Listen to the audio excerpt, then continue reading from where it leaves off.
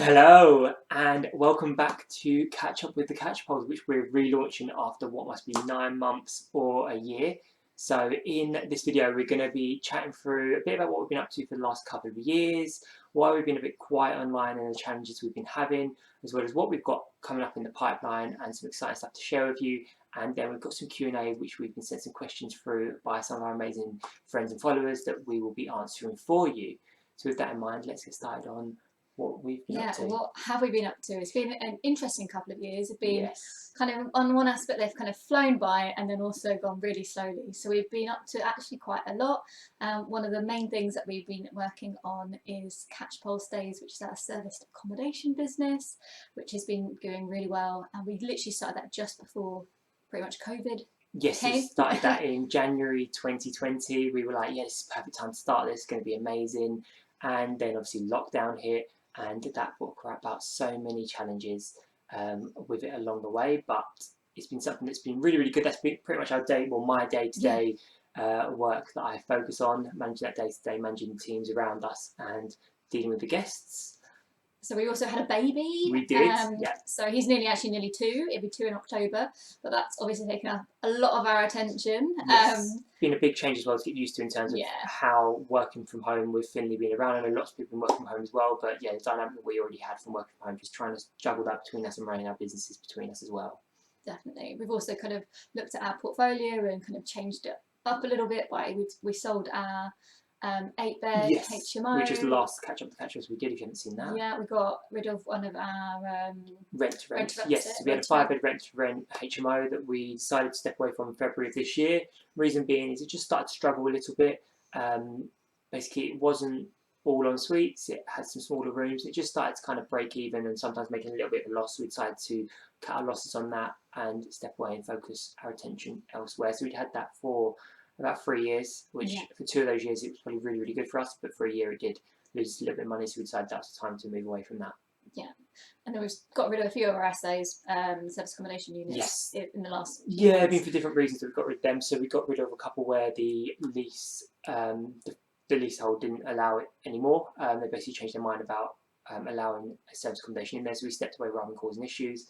And then we had one in Brighton for only 6 months, and we stepped away from that because lockdown hit again back last January, where it went into the tiers, and we decided that was going to be really hard for us to manage without being able to travel to a different tier, so we stepped away from that at the time as well. But other than that, we're pretty much at the same as we was for the service accommodation business at about 8 properties. Yes, and then finally, the last thing that I started doing was start my own business up called Neurodiversity Uncovered. So as some of you may know, I've worked in the field of neurodiversity for the last 10 plus years and just wanted to do my own thing. So I now do coaching and assessments through my own company, as well as working with other companies too.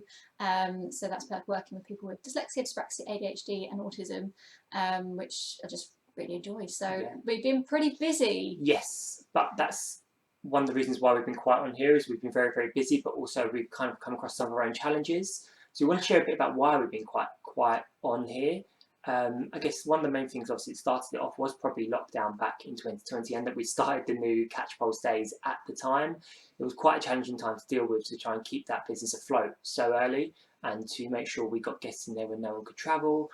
I, at the time, obviously was struggling probably with the change from leaving my job a year before. That really hit me, that I left my job around that time. Started to get a little bit lonely around just being stuck at home for the last year, and then obviously being locked down without seeing anyone, and my mental health started to struggle a fair bit. And then Finley came along as well, which actually really helped my mental health, but brought a whole new host of challenges where we had to then adapt to a completely new lifestyle as well. So just for those few things myself, I started to realise that, one, I don't feel like I had the time to be online, and secondly, felt like it wasn't essential. I just felt like these things needed to be kind of put to one side to focus on myself, to get out of that rut I was in. I was also seeing what felt like I was seeing just loads of people having all these successes along the way, and I wasn't feeling like I was having them. I felt like I was just kind of struggling to breathe, get up for air. And yeah, just seeing them felt like, okay, I don't want to be seeing that stuff. I've not got anything to share that's positive at this stage, even though looking back, there was a lot that probably was to share. And also looking back, actually, it's also the reason to be sharing. Yeah, for actually, there's many people who are not, always doing well or having challenges, and actually looking back, we should have probably kept going. But I think like it's really hard to post on social media. It's like we found it hard just even when you're in a good space and getting out of your head, putting yourself out there, especially like we never did anything like this pre-property and personal development. And so when you're also in a tough place, or you don't necessarily have the right support, or things are not going as planned, or you're just overwhelmed, it's just an easy way to just like talk yourself out of it. And then when you go, oh, we don't need social media, has it really helped us? And then you look at other people who are successful, who don't have social media, like, yeah, we'll just be like them. And actually kind of looking back, thinking actually it probably really helped push us forward. By kind of telling our story. Did, for sure. Like, we really did look for those individuals to validate our reasons for not being on there. It was something clear that I was going, well, these individuals have done it, we've never been online, and these have been successful, I don't need to. But I can definitely create a business without being online. But then we realised, we used to actually, probably even like a few months ago, 6 months ago, we'd occasionally come across a video that was in our memories on Facebook, and we'd be like, who are these people online? I was literally like, look at the confidence of this person, look how confident you was, look how confident I was. And we were like, how do we get back to that? And how did we not realise that we'd created that? And by stepping away, we'd kind of reverted back to the people we was before property in terms of our confidence levels of pushing back onto social media, because we'd never done it before, like Tasha said, and we had to really step into that and become those people. And it was realised we were going back, and by not doing it, we had to do it all over again. So that's why we're coming back, for that reason, to one, help our confidence, two, to share with you our journey, because we looked through some cards the other day and it was really amazing to see some of the feedback we got. There was one you sent me, it showed me it was really, really positive. It was just a really nice message in it, saying if we're ever in doubt about posting, like basically just make sure you do, because you don't realise like what effect it's having on other people and helping other people along the journey. And like you kind of forget that sometimes, especially during like COVID and stuff, like and lockdown, when you don't really see anyone else, and I guess everyone became quieter on social media. So I think it's kind of looking back thinking actually it really helped us. So although we want to definitely help other people out there, we're also doing it because we want to help ourselves push us on and help us grow and continue to share the journey. I also think how amazing it would be if our children can watch back and like see these types of videos of us like growing as people and like ultimately documenting our journey.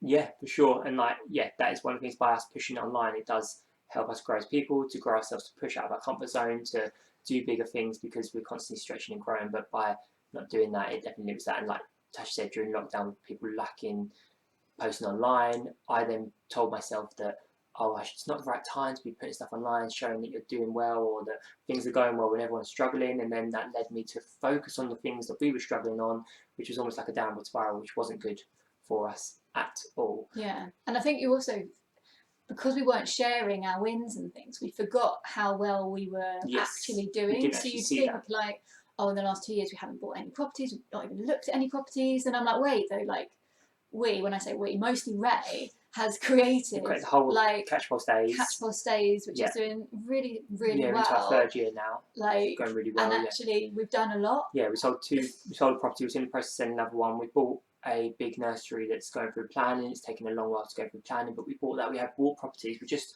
have not almost registered it with ourselves by not sharing it. It's almost like putting it online makes it, this is happening and we've got to do something about it. Whereas being quiet sometimes, it's just like burying your head in the sand and just only focusing on the things that you don't want to, really, because you're just focusing on the day-to-day challenges that come up, rather than thinking, let me share this, let everyone share my wins, let me share what is possible.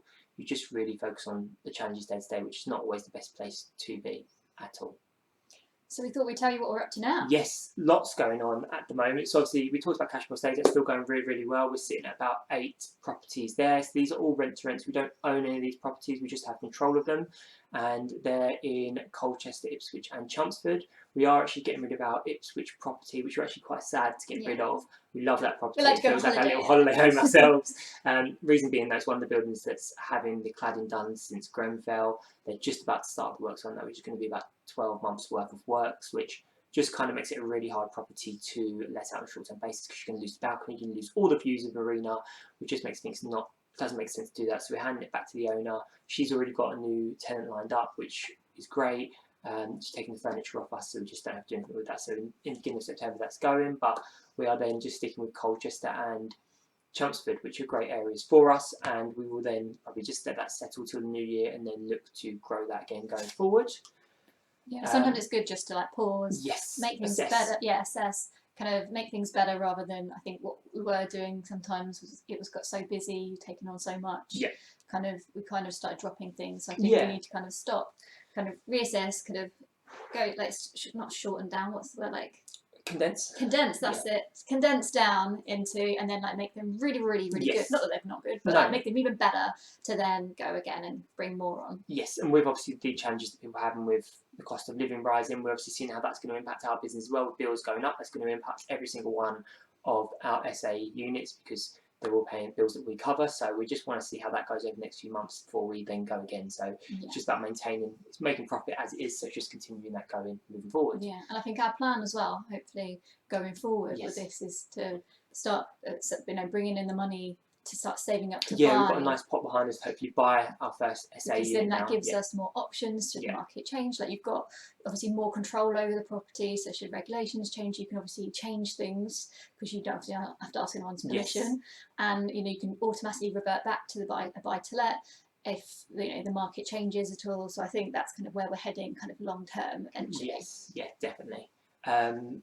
On the other side of our rental properties, they are all generally going well now. We did have challenges over the last few years where they were breaking even, making losses sometimes because of lockdown, people not paying, people misinterpreting the rules that the government made around mortgage holidays. But right now we're at a good space where we have a few properties in our personal names. We're in the process of selling one our 4-bed HMO and crew.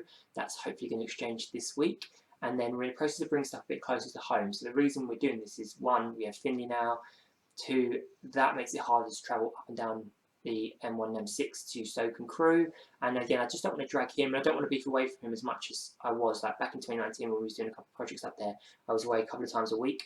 And I don't want to be away from him that much when I've created this environment that we can be at home and around him and enjoy those moments with him that are more important than being away. So it's getting that balance. So we're looking for stuff close to home. We've got a property we've just had accepted near us in Essex, which is a shop at the bottom and then a flat at the top. So it's basically 3 properties in the building. The middle one is owned by someone else. So we're going to buy the shop and the flat, the 1-bed flat at the top.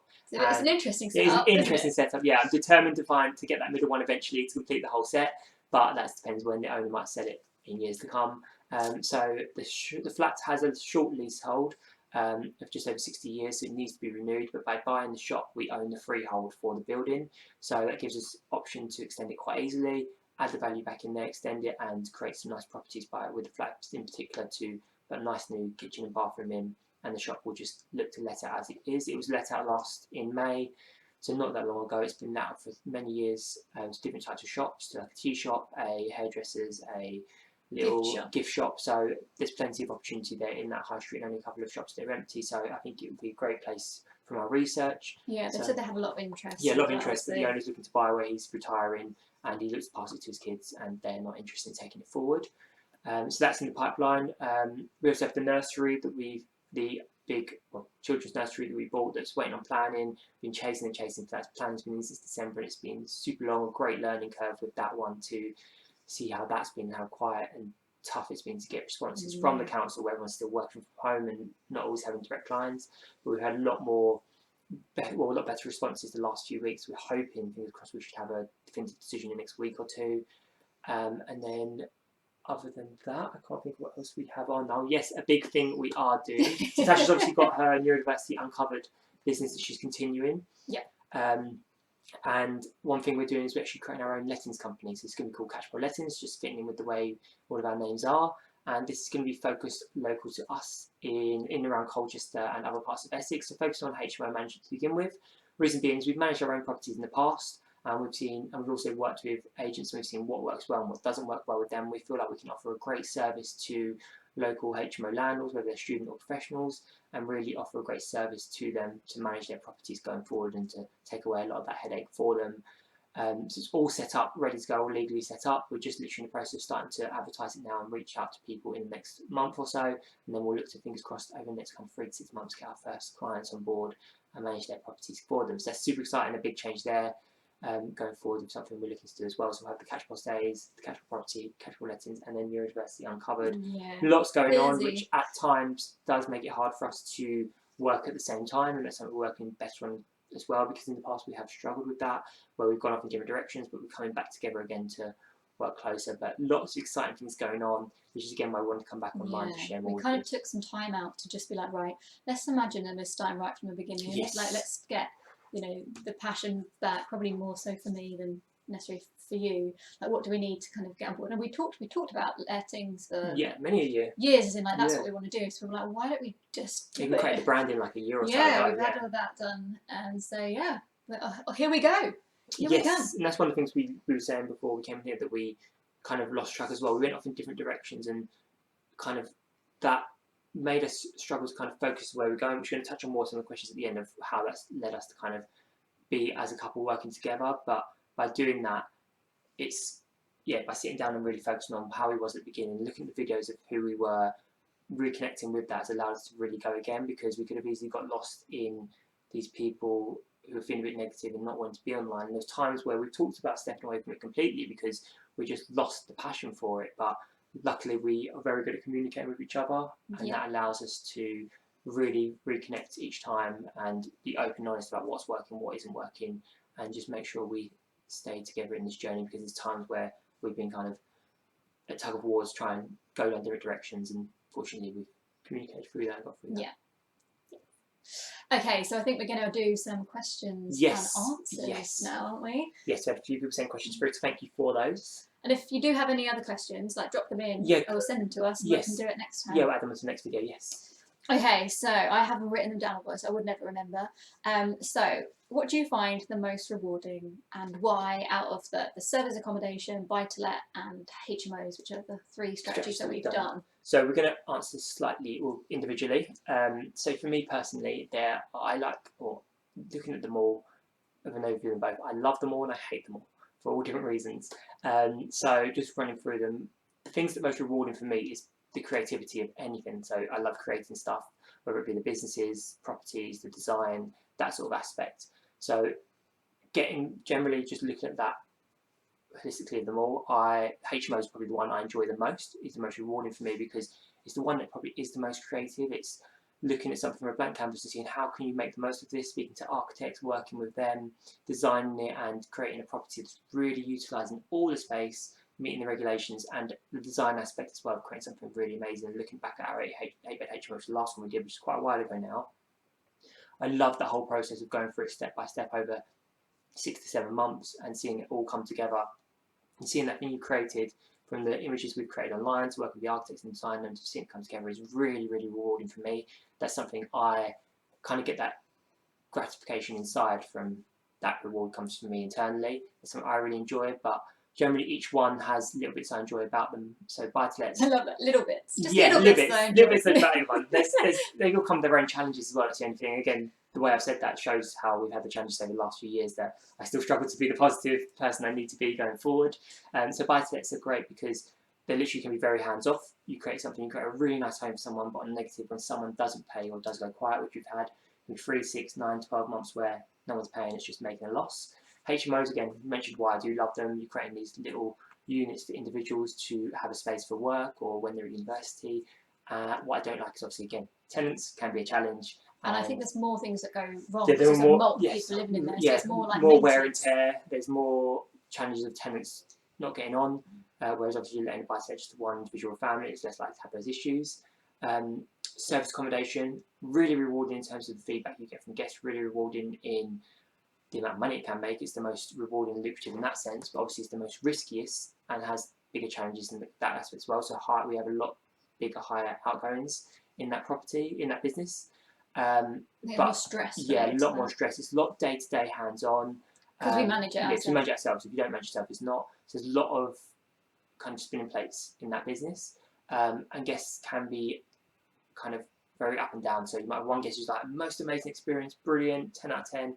The next guest comes and they give us a 1 out of 10. And you literally be like, doesn't make sense how I've got those two. And at the beginning, I really struggled with that. I really struggled with that feedback. I would really be like, oh my God, we might be a 9.2 out of 10 from 100 reviews, but those 1 or 2 guest reviews would literally just eat away at me. Like, why is this going on? I can't deal with that. And it took some time just to not really care about those reviews because they don't mean anything. We know providing a great service and experience to people. It's just certain people's expectations, Yeah. isn't it? I think it's understandable. Everyone has different expectations. A lot of people, again, during lockdown felt like they tried to find ways to try and get refunds. Just what it felt like. It's not might not be the truth, but obviously they'd come up and try and feel like they're raising issues that aren't necessarily there to try and ask for some money back, and people trying to get money back. But they were few and far between, maybe 100 people, but they do come up, and those are the challenges that you end up focusing on rather than the wins. But yeah, they're probably the reasons I like each of them. But HMOs in terms of creativity is my most rewarding in that aspect. What about yourself? I think in terms of the word rewarding, because we were talking about this before, weren't we? And I was saying rewarding is probably when you get service accommodation, you get guests like basically come in and say like, this is what I really like. Like, thank you so much. I had such a great holiday. I had such a great time. I love your apartment. Like, can we? And then people like rebooking. So I guess for me, that's I can for me a lot of time reward comes from being like praised, or like I can see that we're doing good work. So I think that's probably where it's probably most rewarding. But I guess it's also on the other side of the coin, probably the one I dislike the most. Yeah. Because it takes a lot from us as a family. Yes. In terms of we'll be planning something and then something goes wrong. It does feel like and then the phone rings whenever we've got some family occasion on. Go. Like it'll be quiet all week, and then it'll ring when I'm at my father-in-law's birthday party or we're at a wedding. Like always when you don't want it to ring, or Tasha works down with Finley, and then there's a lot of firefighting. So it can be a lot of firefighting. Stress. Like there's been times when Ray wasn't around, and Ray knows pretty much everything because he does it day to day. I don't tend to know everything because I very rarely. You do know it. I do know it. I just question myself. Yeah. But basically, I know we kind of go off track here, but I want to tell a story. So there was a time when Ray was away, like doing like family stuff, and like he wasn't able to be interrupted basically. And I had Finley trying to feed him. He was like getting really aggy and tired because he just wanted to go to bed. And then the work phone rang, and then their boiler wasn't working, and then they weren't obviously happy, and I'm trying to figure out, I have no idea about boilers, like I don't know what to do. So I was like trying to ring the cleaner, maybe she knew, or she had that boiler, following up on YouTube whilst trying to like make sure my screaming baby was like, okay. It was just so things like that, it's just really stressful when I guess for me, I didn't really know at that point. Ray would have handled it better than me because he would have. Maybe Finley does. Finley does. But when you have answering the work phone, multiple things that you're needing to do, demands, it's hard. But yeah, so rewarding, I would say it's still service combination in terms of I feel like doing. Tasha touched on, we do love. It's a love-hate on both of them. Like we love aspects of them all, and they are very challenging in different ways. So yeah, it's a hard question. You take the rough with the smooth. As with any business, there are good too. We try and always focus on the positives. Yeah, which been I definitely think there are more in terms of like the feedback you get from the essay, but rewarding in terms of what you've created. Yeah. Although we do create essays, but like we do the design aspect in that, but like the creation and the staging, you love the staging. That whole aspect is what we probably personally love the most rewarding. Getting feedback from guests and tenants is always amazing. That depends on how you offer them the service, but the creation, definitely the staging for you. Right, let's move on. So the other one was, what level of risk are you willing to take as a family? So do you want to start this one? Yeah. Well, I guess no. You should go first because my reason of risk is different to yours. Because mine's not based on family. My risk level has definitely changed since we had Finley. I think before Finley, I was willing to take more risks, which obviously can lead to more challenges. And some of the challenges we've had over the past couple of years are due to those risks we've taken. But now he's come along. I'm more willing to, not as willing to take this risk because he is always in the forefront of my mind going like, what's the impact of this on Finley? And probably the more I look at same amount of deals that I used to, but almost don't take action on any of them because I'm just like, it's not the right time or it's not the right feeling. And the market over the last couple of years has been very volatile. The market's been very hot generally in the property market, but that again has made me feel haven't really known where to go with that because it'll stop any day, and it never stopped. It kept growing. Now it's starting to slow down. It feels like I'm ready to go again, which is kind of the opposite to most people. Some people would stop now that it's slowing down, but I feel like I have more risk appetite now that it's slowing down, that I'm more aware of what's going on. I can keep track of it a bit better. So that kind of analysis is really important to me. But yeah, my risk appetite is always bigger than Natasha's, and I'm always trying to push a bit more. But yeah, I do find that there's a bit more of a balance to me this day. And again, even like I said with the SA business, that we're pausing things right now because of the high cost of living, shows that my risk appetite it really fluctuates, probably month on month, depending on what's going on. I'm always analysing what's going on in the market, what's going on in the world, to see how it's going to impact our business. But again, just doing some of this stuff online allows me to grow as a person, which then allows me my risk appetite to grow. I have to grow myself to grow that, to be able to push out my comfort zone. And by not doing that in the past, it's meant I've just literally squeezed kind of my belief in what I can do. And yeah, only by taking that action will actually growing that risk appetite. So I'd say right now, personally, it's probably quite low, but it is growing bit by bit. I think it's getting back into the game, isn't it? Sometimes, but I think, as you said, my risk appetite is much lower than yours. It always has been. Yeah. But I think it's definitely even lower than when we first started, and I think that's because obviously along our journey we've had challenges. We've left sometimes more money in deals than we thought.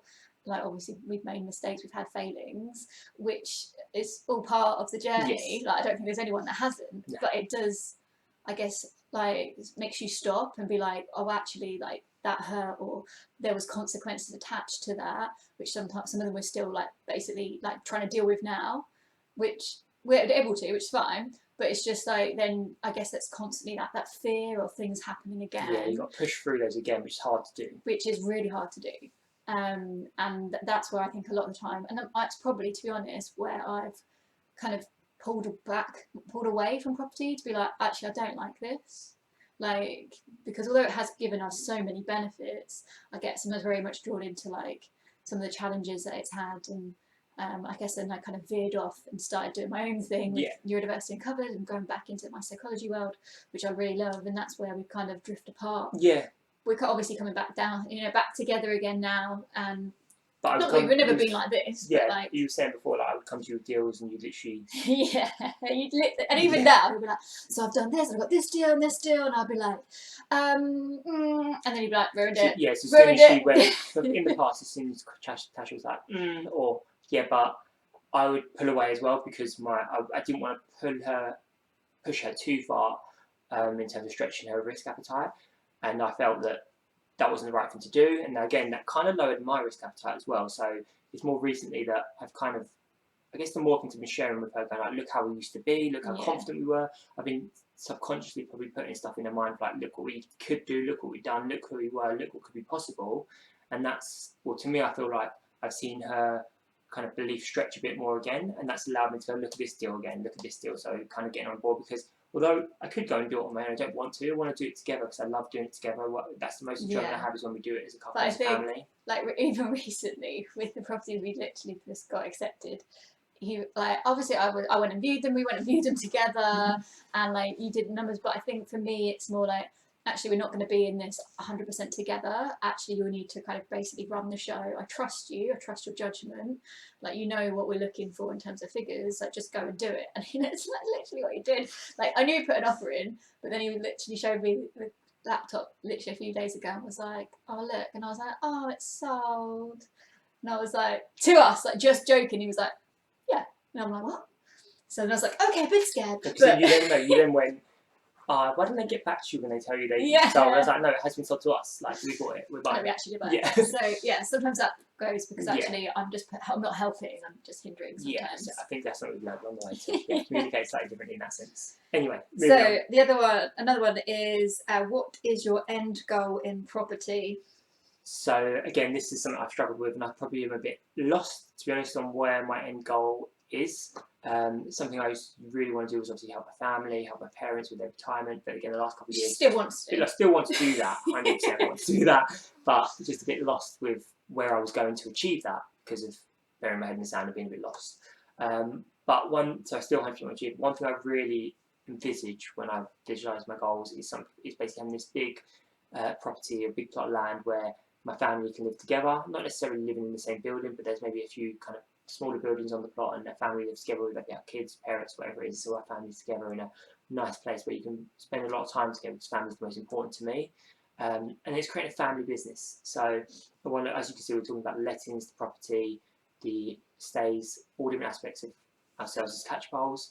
And it's then basically handing that off to our children should they want to get involved with the business. That'd be amazing. And then one day stepping away and they take it on. That's what I want to achieve. That's my end goal. And then obviously being there to support them in like a kind of a background mentoring capacity when they need it as they're taking it forward. I think that end goal is probably because we're so much in the business. Yeah. Well, you're so much, I just kind of sidelines. But is that being able to create that self-sufficient business that's running smoothly. We can step away ultimately and do other things, explore different interests, go travelling and that kind of thing. I think for me that's that end goal of creating something like that. Oh, that was a quick one. We did that well. Okay, and then the last one, which I'm going to direct to you, is what industry technology are you using to run your essays, if any? So use several different pieces of technology for SA to make it as automated as possible, because we self-manage it. So the first main thing I use is a channel manager. This is basically to manage bookings because we have multiple properties. We need something to manage the calendars across all the different online travel agents like Booking.com, Airbnb, bookings we make their own calendars, direct bookings, bookings for agencies, all these things can come through, and the calendars can easily get double booked, stuff like that. So Channel Manager allows us to do that. So I use one called Tokeet. Only reason I used Tokeet is it was the lowest entry level when I started, and I've just got so used to it at stage. Do you mean price? Lowest entry level? Yeah, lowest entry level in terms of price. Sorry, I thought I meant that, but yes, that's what I was going with. Lowest price entry level, and it has gone up slightly over the last few years, but still probably one of the cheapest to enter as a starter. And yeah, I would probably change at some point should the business grow to a certain level, but right now it works really well for me. I also, as part of Tokeet, use automated emails built into that, where it basically sends out like confirmation emails, sends basically reminders, sends the check-in details, sends all that stuff, so I don't have to deal with automated stuff that doesn't need to be done. I just deal with stuff when it comes up, and cleaners and the teams around us. I use something called Keynest for our Ipswich property, so we're getting rid of that, but Keynest for that, because we don't have a place to put a key safe, which we use in all our properties.